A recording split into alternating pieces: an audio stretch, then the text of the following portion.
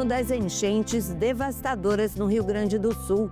Veja o que se perdeu e o que foi reconstruído. Tudo é uma história, né, que acaba indo embora com a água. Nós pegamos a tragédia, ela ficou para trás e nós temos que deixar isso melhor do que era antes. Foi esse o rumo que nós pegamos. Parlamentos se mobilizam para alinhar participação na COP30.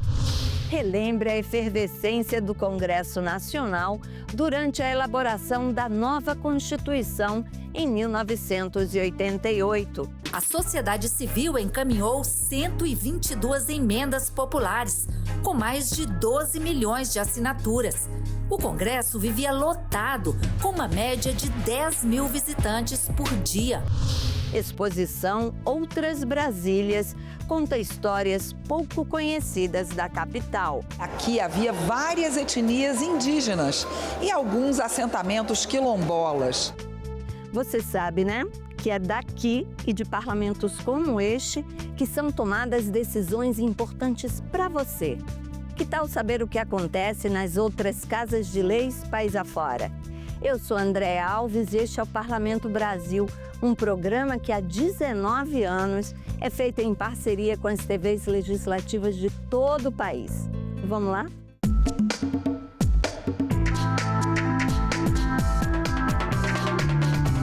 Há um ano, o Rio Grande do Sul enfrentava a maior tragédia climática da história do estado. Vidas transformadas, histórias de dor e também de esperança. Uma matéria especial da TV Assembleia do Rio Grande do Sul relembra o que foi perdido, mas também celebra a força de quem resiste e reconstrói.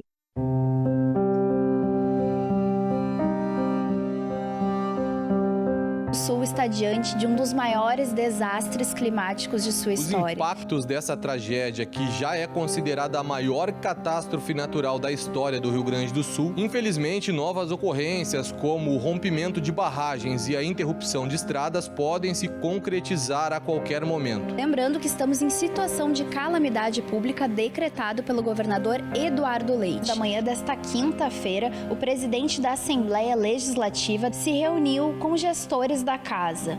O objetivo era acompanhar os municípios gaúchos mais atingidos pelas chuvas. A suspensão das atividades das comissões e plenário. A sessão extraordinária desta terça-feira foi histórica.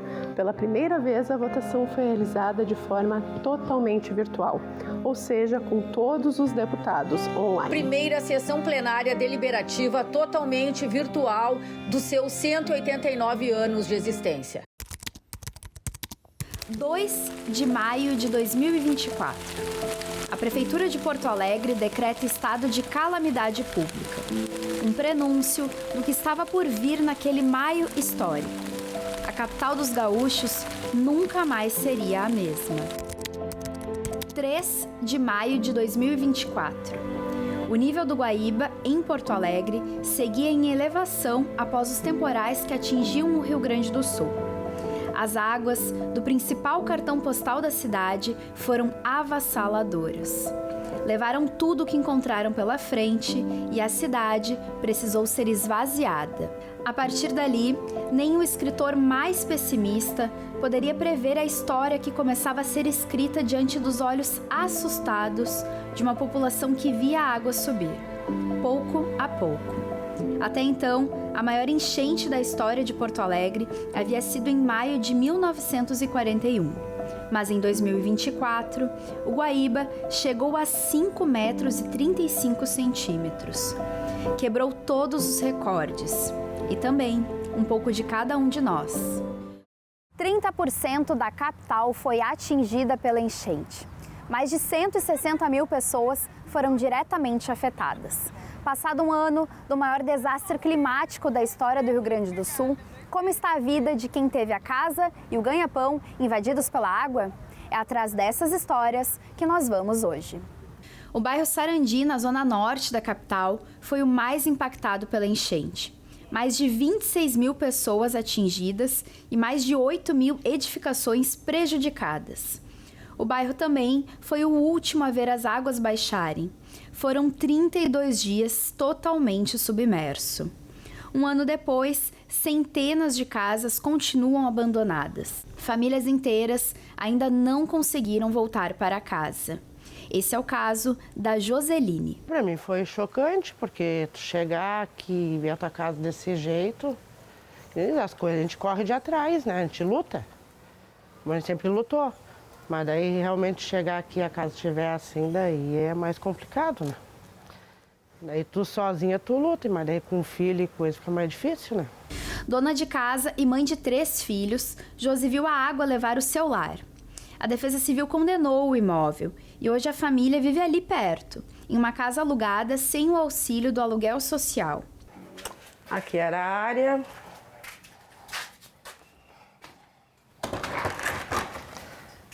Aqui era a sala.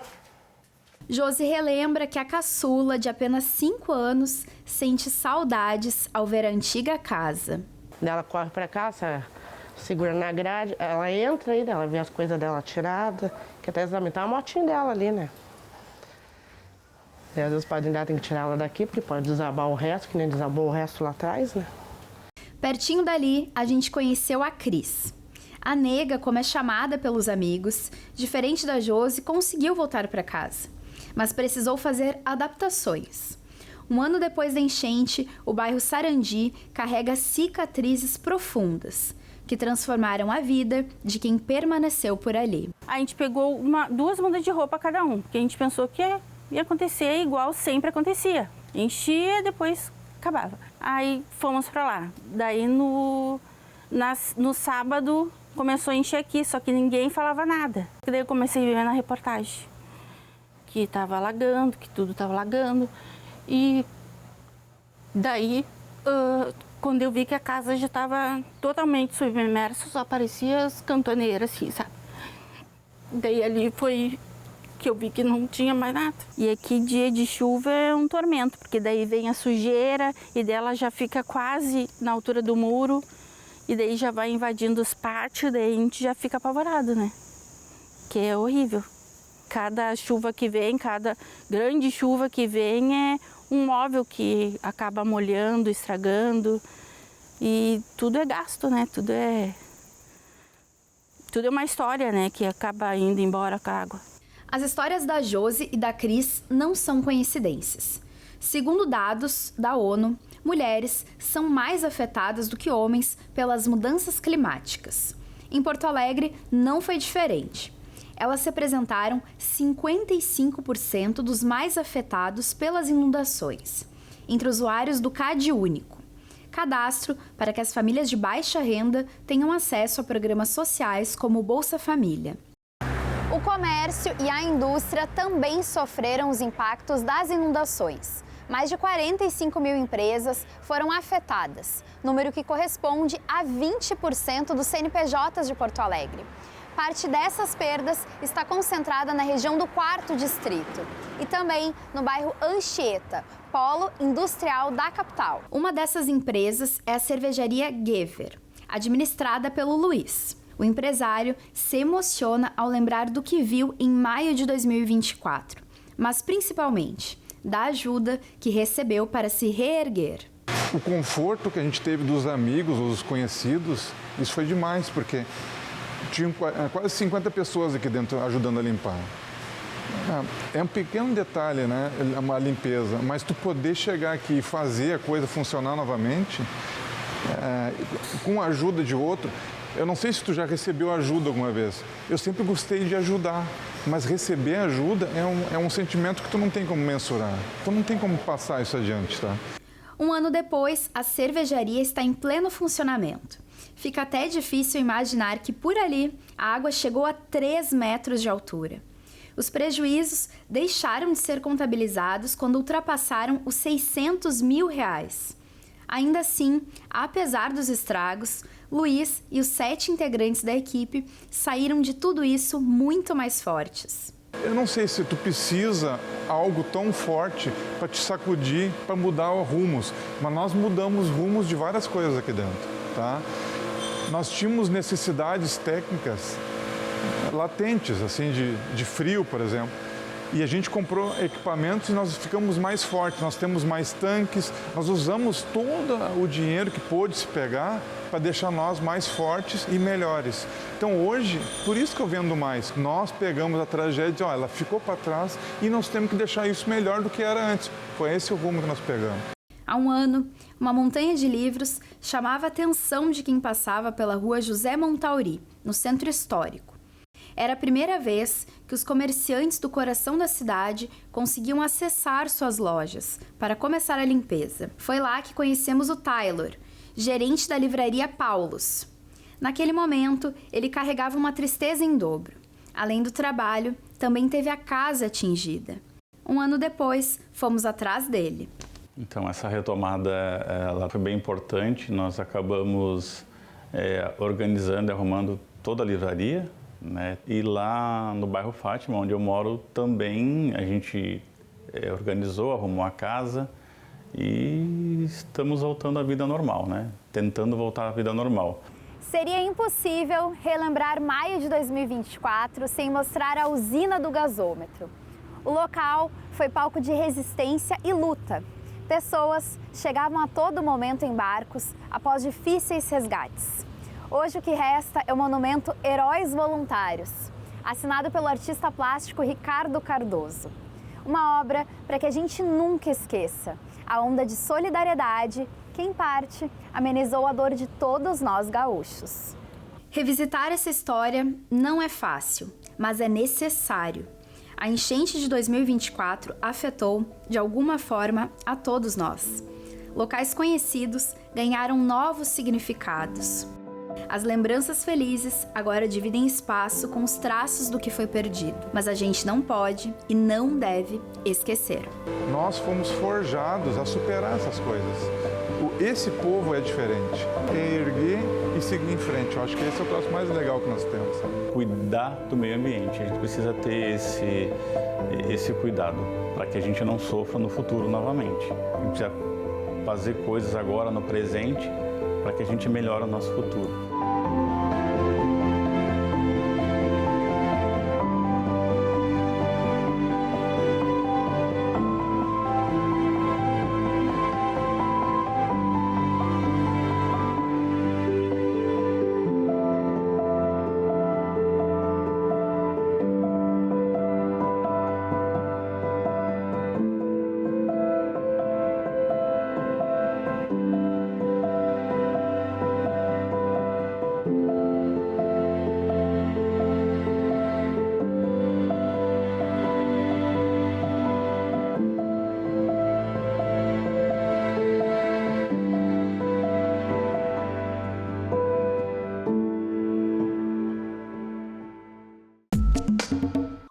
Vai se encontrar no Pará em novembro para discutir as mudanças do clima. Presidentes das Assembleias Legislativas do Brasil se reuniram em Belém para alinhar a participação dos parlamentos na COP30. A COP30, a Conferência das Nações Unidas sobre Mudanças Climáticas, será um dos eventos mais importantes da década. Mais de 190 países vão estar reunidos em novembro deste ano no Brasil para discutir ações concretas contra as mudanças climáticas. E os legislativos estaduais estão mobilizados para fazer parte desse processo. Em Belém, sede da COP30, um encontro entre os presidentes das Assembleias Legislativas e da Câmara Legislativa do Distrito Federal marcou o início das articulações para a participação dos parlamentos no evento da ONU. Representando Santa Catarina, o deputado estadual Mauro de Nadal defendeu o protagonismo das assembleias na agenda climática. Para ele, a atuação dos legislativos é fundamental para garantir que os compromissos assumidos internacionalmente cheguem na ponta, em leis, programas e investimentos regionais. Avalio esse momento como um momento muito produtivo. Conseguimos reunir aqui em Belém vários presidentes de assembleias legislativas do Brasil e o objetivo maior nosso foi justamente conscientizá-los e chamá-los para este processo de discussão.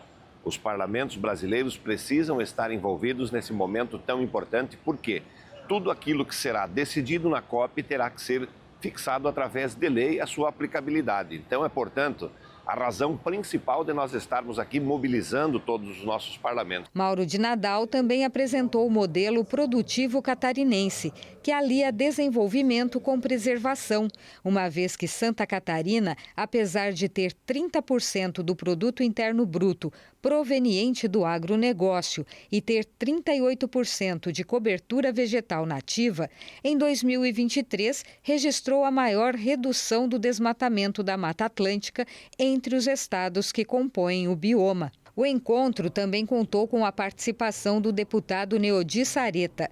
Os 2 deputados catarinenses levaram uma proposta para a apresentação de uma agenda comum dos parlamentos durante a conferência.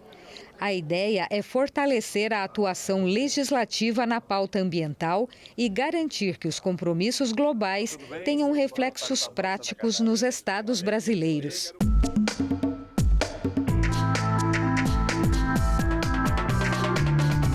Imagina esse Congresso Nacional aqui lotado de gente. Mais de 10 mil pessoas todos os dias, de vários grupos da sociedade civil, lutando para se verem representados na nova Constituição, que estava sendo elaborada após 21 anos de ditadura militar. Pois é, foi assim, efervescente, durante os quase 2 anos de debates da Assembleia Nacional Constituinte. Declaro promulgada o documento da liberdade, da dignidade, da democracia, da justiça social no Brasil. Quando ele levanta, e todos nós estávamos no plenário, era um momento mágico, eu diria, né? A gente sentia que, bom, cumprimos a nossa parte. Estava no plenário em cima transmitindo a promulgação da Constituinte. E foi um momento de emoção, de notícia, de ver as pessoas vibrando, né? A vibração do Congresso.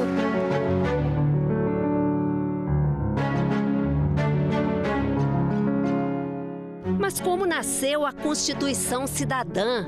Ela nasce do próprio espírito de fortalecer a democracia.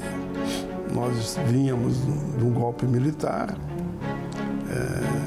em que houve aquela transição pela direta já, onde o Tancredo morre e o Sarney assume.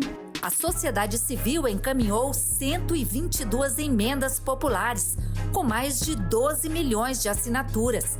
O Congresso vivia lotado, com uma média de 10 mil visitantes por dia. Não é à toa que ela é chamada de Constituição Cidadã, porque você tem ali uma atuação de setores que estão mobilizados, desde a direta já, que não vão abrir mão de fazer parte desse momento histórico do país. Ricardo era adolescente quando foi instalada a Assembleia Nacional Constituinte. Ele foi um dos mais de 70 mil brasileiros que mandaram pelos Correios sugestões para a nova Constituição. A gente sentiu-se no dever de cumprir esse chamamento, mesmo com 15 anos, né? Cheio de esperança, de juventude, aquelas músicas, né? Coração de estudante, os movimentos estudantis.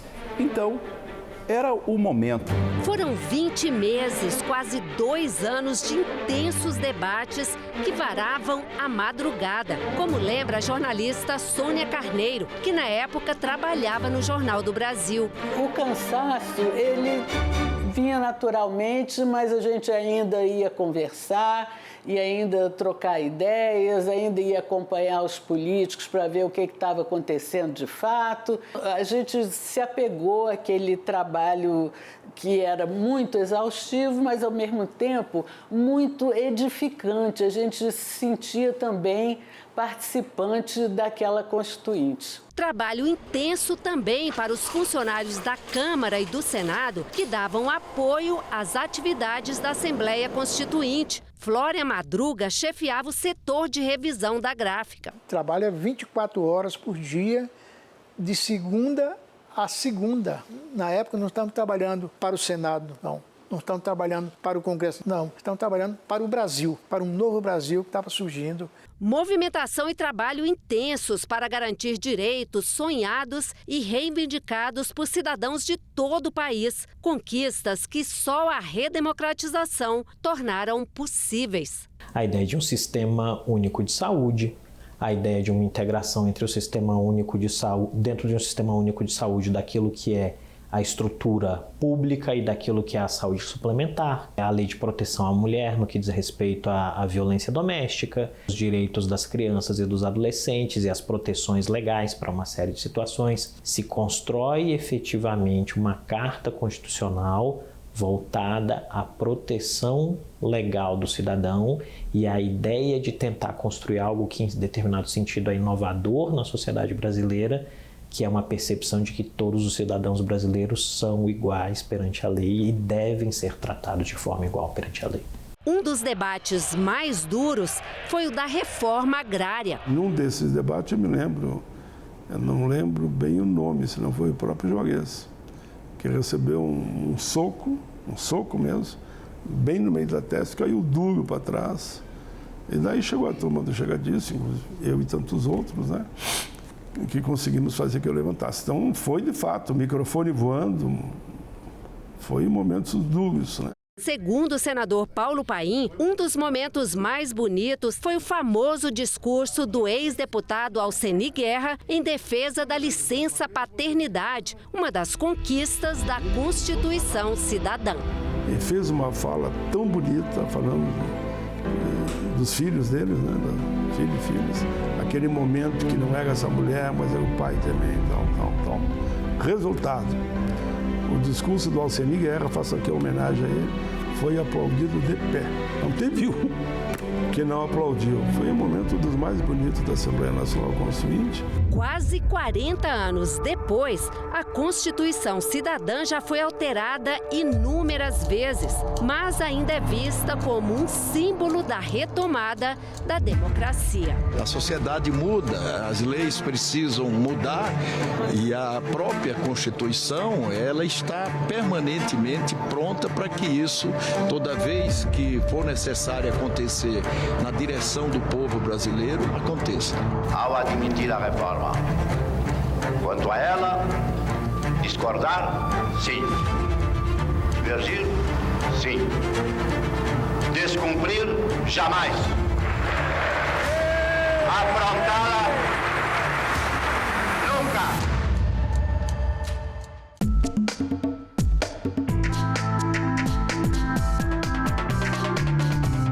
Nossa belíssima capital, Brasília, completou 65 anos. Uma exposição aqui na Câmara dos Deputados mostrou outras versões, contranarrativas da história da cidade.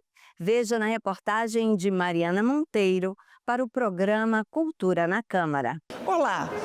Brasília foi construída no meio do nada. Os candangos vieram de longe para levantar a cidade. Era uma terra de ninguém. A gente foi se acostumando a ouvir essas frases que eram ditas até pelo idealizador da nova capital, Juscelino Kubitschek. Pois a exposição Outras Brasílias, Memórias Sensíveis e Contranarrativas, que está aqui no espaço em frente à Biblioteca da Câmara, quer mostrar que não é bem assim. Há mais de 10 mil anos, as terras que hoje compõem o Distrito Federal começaram a ser habitadas. Desde a década de 1970, estudos arqueológicos identificaram sítios contendo pedras e cerâmicas. Eles estão na região de Taguatinga, do Gama e de Braslândia. São 26 sítios arqueológicos.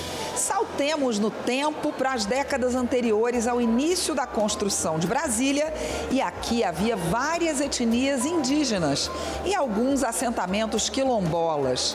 De 1700 a 1800 estavam aqui os povos Xacriabá e Crixá e depois vieram outras etnias.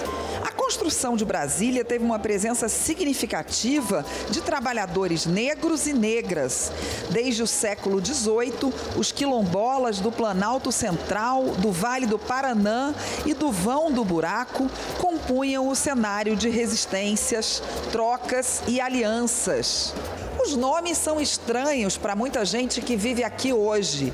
Antes que Brasília fosse inaugurada, os moradores da Cidade Livre, da Lonalândia, da Sacolândia, da Vila Sara Kubitschek e de tantas outras localidades, mais ou menos precárias, resistiram e permaneceram por aqui.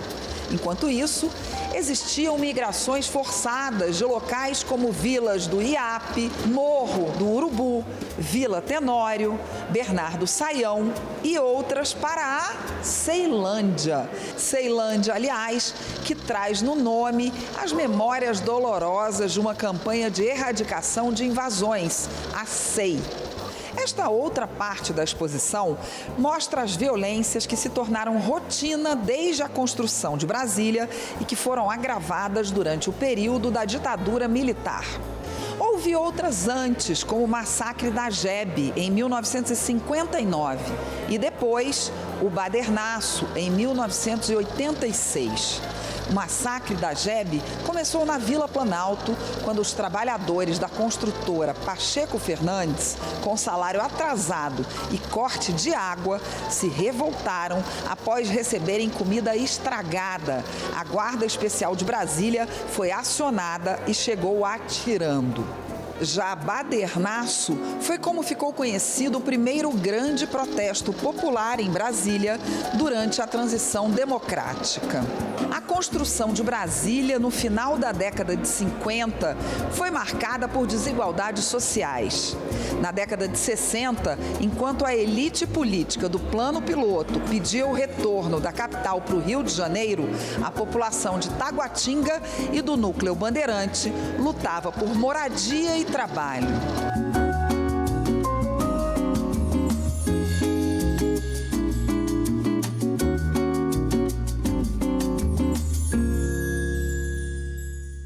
Muito interessantes essas outras histórias de Brasília, hein? Bom, o Parlamento Brasil fica por aqui. Se você quiser rever este ou qualquer outro programa da TV Senado, tem tudo na internet, no site da TV ou no YouTube. Até semana que vem, pessoal. Tchau!